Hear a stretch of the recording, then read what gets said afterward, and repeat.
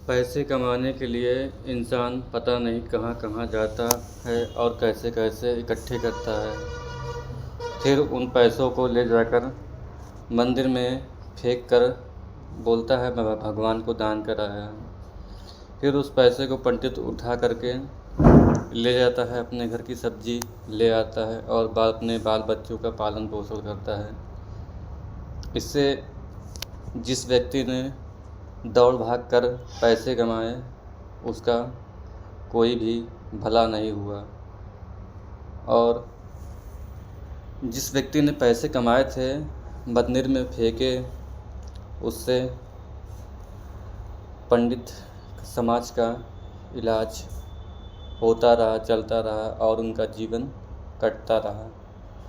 जबकि जो पैसे कमा रहा था वो बर्बाद हो रहा था और पंडित हमारे समाज में उच्च स्थान पर बैठा हुआ ज्ञान की साधना लोगों में बांट रहा था। लोगों को पत्थर का डर दिखाकर पंडित मूर्ख बनाने का काम करता था, और यही प्रथा आज न जाने कितने वर्षों से चल रही है और लोग पत्थर को भगवान मानकर पूजते आ रहे हैं। और यही प्रथा के कारण ही पंडित लोगों को मूर्ख लगातार बना रहे हैं और भगवान के लिए एक पत्थर को रखने के लिए अरबों रुपए का महल तैयार कर दिया जाता है, और यह हमारी सरकार बड़े ही अच्छे से उस काम को अंजाम देती है। पत्थर के मूर्त को और पत्थर को रखने के लिए ये जो अरबों का महल बनाया जाता है, जिसकी कोई ज़रूरत नहीं, जिसका कोई आवश्यकता नहीं। हमारे लिए न स्कूल है, न सरकारी स्कूल बनवाए गए, न सरकारी हॉस्पिटल बनवाए गए, न सरकार ने गरीबों को बहुत ज़्यादा मकान बनाकर उपलब्ध कराए। बनवाए तो सिर्फ मंदिर, मस्जिद, जिनकी कोई भी आवश्यकता नहीं थी धरती पर। यह सिर्फ पत्थर है जिनको तराश कर मंदिर, मस्जिद, गिरजाघर और जगह जगह पर लगाया गया।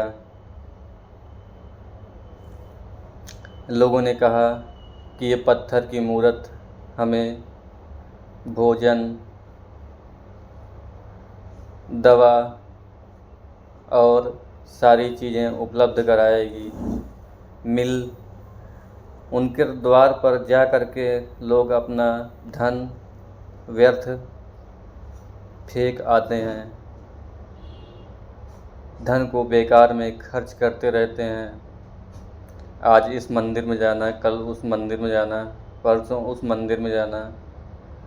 लोगों ने लगातार धन को फेंकना सीखा, उसको इकट्ठा करके दूसरे कार्य में नहीं लिया, सिर्फ मंदिर पर फेंकना सीखा, जिस कारण पंडित समाज बहुत ही तेज़ी से अग्रसर हुआ और आगे बढ़ा।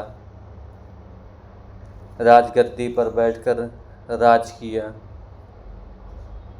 लोगों ने इज्जत दी इनको, और इन्होंने लोगों को बहिष्कार किया।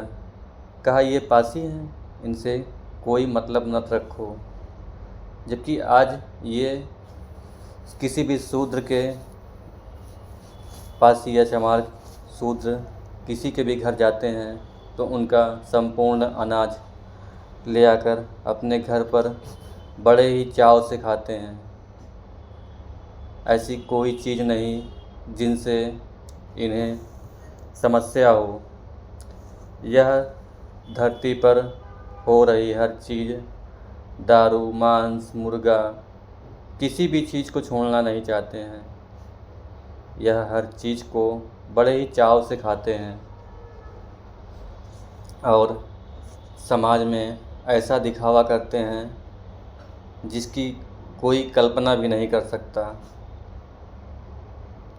यह दिखावा अगर ना हो तो पंडित समाज आधे से ज़्यादा अपनी औकात पे आ जाएंगे और इनको सारी चीज़ें जो संस्कृत के 4 मंत्र पढ़ने से मिलती है वो नहीं मिलेगी, तो ये भी दौड़ कर कमाने की सोचेंगे।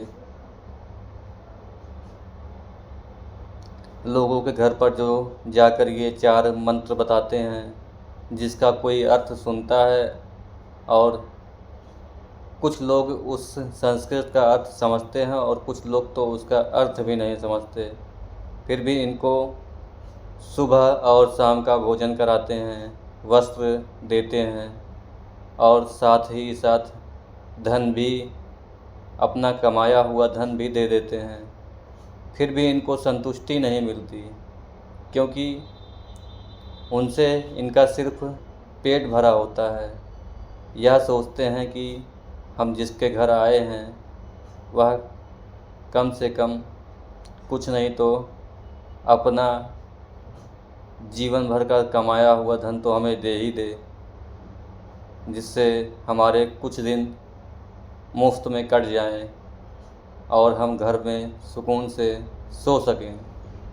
यह इनका संपूर्ण नियम है जो कि भगवान के बारे में दिखा करके यह लोगों को केवल और केवल मूर्ख बनाने का संपूर्ण कार्य किया करते हैं।